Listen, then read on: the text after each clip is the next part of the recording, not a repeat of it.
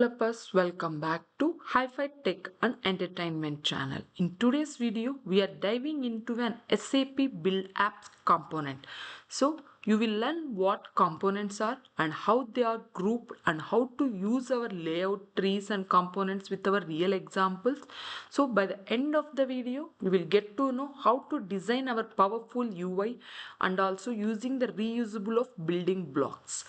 So before going to start, if you want interested to learn on SAP Build Labs, I created a community in my YouTube channel. If you are interested, please join there.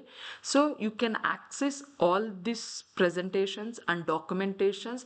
On top of that, what are the demo apps I'm presenting in the live sessions, that thing you can access and you can practice to your own.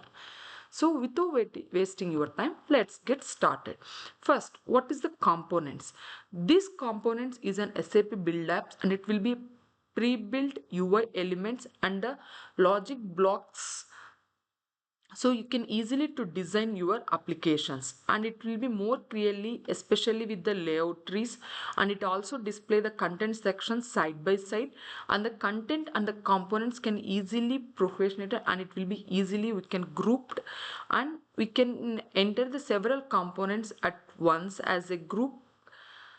Now I will show you how the layout tree structure will be used.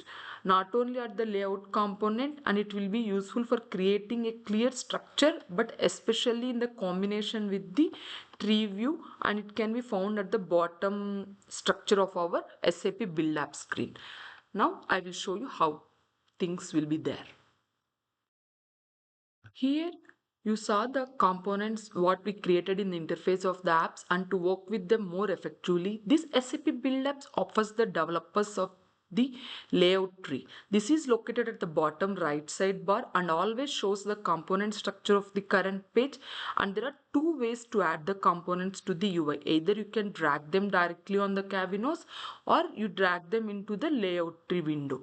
The last option has the advantage you can place the elements preciously in the overview, which is especially helpful if your UI is already consist of a more complex structure with the several components on the containers. Here it's a blue line that shows where the component is placed, and it is also visible on the left side of the UI at the same time, and it always allows for the better structuring, and it is possible to select the already existing components. For example, if you want to edit the specificity, it even essential of if the component is set to invisible in the properties, as they can be selected again by the layout tree. In this layout tree, the component can be moved by drag and drop, where they can move in the canvas at the same time. The layout tree is even more useful in the combination with the layout components. So these are specifically marked with them, and it make it possible to manage the components better of the hierarchy level, and this can also be collapsed so that only the parent group name renames. Finally, it will even possible to mesh the containers within the each other. So these are the other useful ways to use the layout tree structure. You can see that here. That's how we can maintain and reuse things very easily. Now I will explain you what are the classifications of the component groups. So here we can see we have a layout component and input component, display component, logic components, data components, and navigation components. This layout component we will use for the containers, I mean table rows, columns, list rows, and scroll bar things. If you want to group things, here we will use that layout components. Input components is nothing but 10 properties, input fields, that means drop down, combo box, check box, input fields, labels, that all everything in comes under the input component. Next one is the display component. So it will be like an images, icons, cards, text. We can set it as a dynamic or static. Both way you can set it based on your requirement. Next one is the logic component. So these logic components will perform the actions of our UI screens. what action if you want to perform to a UI screen, that things will comes under the logic components. Next one is the data components. This is nothing but whatever the data you want to display to your UI, either it's an external data or internal data or JSON data, whatever you want to show the data in your UI screen, that will comes under the data component. Next one is the navigation component. It will handles the navigations from the front, back and transitions. It will handles all these components. Next, you, I will explain you the layout components in detailed structure. Here, if you see, the first one is the container. This will act as a weapon for the group of other components, and it will allows the automatically the background color, border, spacing, margin, css, that all things will support it here. And next one is the rows. So it will, the rows is, we could consider it as a table. Within the table we have rows for the horizontal alignments, right? That's one. If you want to concatenate the first name one place and second name to the next each of other, that row structure you can maintain it here. Next one is the column. This is uh, aligned as in vertically. If the rows is aligned is horizontally, this is alignment is will be vertically. Based on your fields you can maintain these columns. Next one is the stack. This is the, here if you want to some maintain some images and the graphs, some all things, this will comes under the stack. Next one is the scroll view. This scroll overview maintains the scrollable conditions of our UI screen. For example, if you maintain a table or list, so bulk of data will be there. For that, the scrollable field will be enabled, right? To adjust that till some extent, if you want to maintain a scrollable, we will go for the scrollable view. And I will take you one real case how the fields will be decided based on of our components layout structure. For example, if you created a layout container, so I want a requirement like I will need to maintain a heading, name, email, and I want to, these two things I want to maintain it as an horizontal case. So how we will maintain is, for that we need one container to set the complete layout like this. On the layout, to maintain the alignment the proper way, we will use the column. If you use the column, what it will do is the vertical alignment will be enabled, and the name, email and heading, these things will comes under vertical alignment. Then I will choose a row. If you choose a row, what it will happen is it will comes under then again horizontal alignment. So how it will be there, first the checkbox will be there. After the checkbox you can see the text whatever you want to maintain, like here my text is agree to the terms. So these two things will comes under horizontal structure. That's why I maintain it is in the row. Next, finally, I need to maintain a button, submit button. So I maintain that. So for this button, I want to maintain it is a vertical structure. So I used it in the vertical structure. So that's how we will use the component layouts in our applications. So now let's build a real application by using these components and bind them to of our bash system. So let's jump into the bash. Now I will show you how to add different components to our UI system. So now our bash system is open. This is the application we created last time. So same thing I'm going to use it. To open that, how to do is just click on this link. Then this application will open it in a new tab. Now here we will learn how to create a basics of our the user interface structure by adding the various components for this created page.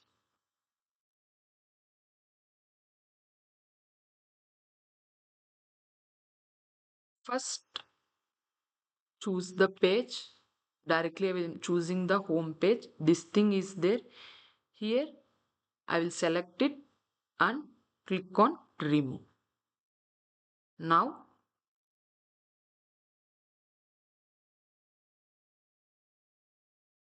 I will drag the row. Here we have a row option. I drop it under the headline. Now what I will do is I will drag the headline and drop it into the row component like this. So next I will select this toggle here. This one, it will show you the options for the UI screen. Here what I will do now is, if you want to maintain the toggle button, we can maintain it. So let's maintain the toggle button here. Here we have toggle. Yeah. Now it is there. If you don't want to maintain the text for this, just remove this like this. That's it. Now if you want to maintain an images next of this here, just select the image and drag it under the headline. Now once the image is dragged, now here we can see the properties of the image. Now on top of the image I will maintain some icon, so I will drag the icon and paste it here. Now the star icon, I kept it here. Now what I will do is I will drag the container. Here we can see all are the options. You need to search whatever you want to do. Yeah, now this is the container. Within the container I will maintain some cards.